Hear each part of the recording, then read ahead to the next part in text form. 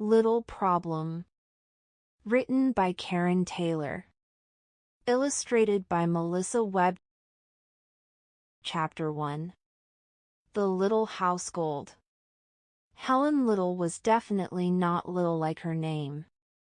In fact, Helen Little was quite tall for her age. This caused quite a few problems in her life.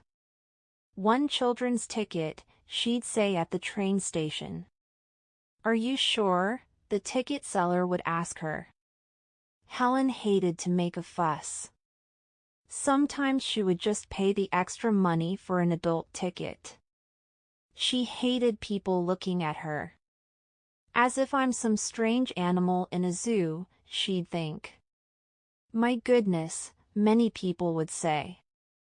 "Aren't you a tall one?" "How original," Helen would mutter under her breath. Her relatives would ask her to stand back with her cousins. "Do you think Sam has grown just a little bit, George?" "Of course, Maria. Can't you see? He's nearly past Helen's elbow now." Helen hated being compared to a ruler. Helen tried everything she could think of to make herself shorter. She ate short soup at the Chinese cafe. She watched TV with a brick on her head. She wore large baggy clothes to make her body look smaller. But no matter what she did, she always stood out from the crowd. However, there was one place where Helen felt comfortable, and that was in the little home. Dad Little was a very tall man who had to stoop to go through most doorways. Mom Little wasn't much shorter. She didn't other with high heels. "So uncomfortable," she'd complain. Rags Little was the scruffiest, bounciest, smelliest dog you would ever meet. He was part poodle. Helen always wondered which part of Rags that was. Rags was the size of a Shetland pony. In the little home, Helen almost felt short. Unfortunately, she couldn't stay at home for the rest of her life. Chapter 2. Miss Dot's Gym. Across the road from Helen Little's upstairs bedroom window was Miss Dot's Tots to Teens Gymnastics Club. Helen knew this because it said so in large orange letters on the old building. People walked in and out of the building from Monday to Saturday. Little girls in pink tights.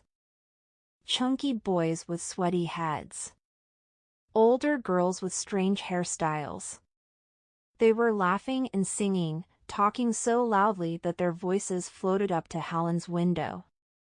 Helen didn't know exactly what went on in Miss Dot's gym. But she was very curious to find out. One night, Helen watched the Olympic gymnasts on the television. They looked very graceful on the balance beam. She tried to balance along the end of her bed. Arms out to the side. One foot in front of the other. Rags watched, wagging his tail. She wibbled.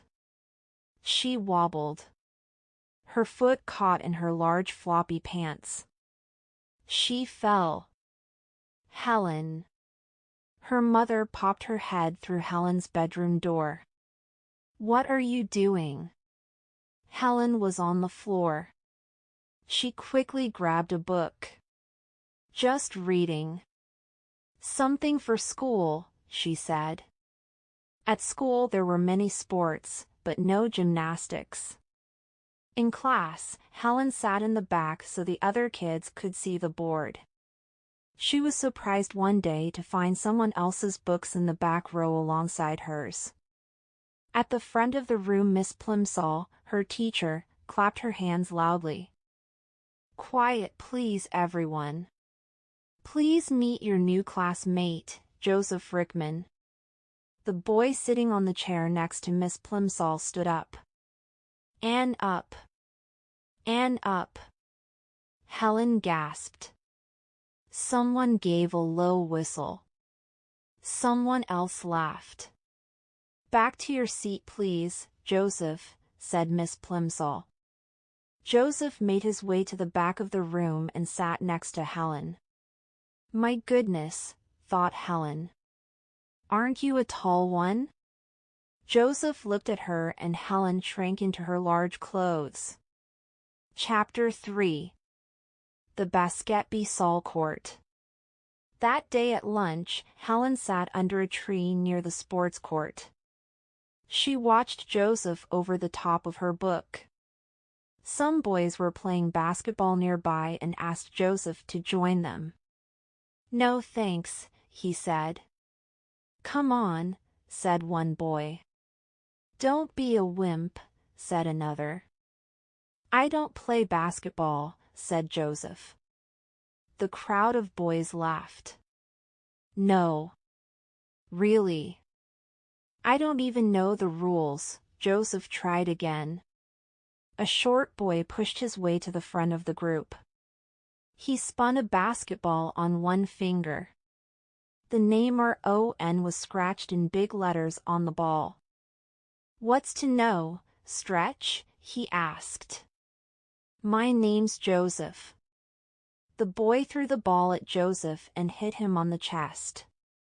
The ball bounced back and hit Ron in the head. Everyone laughed. Even Helen giggled into her book.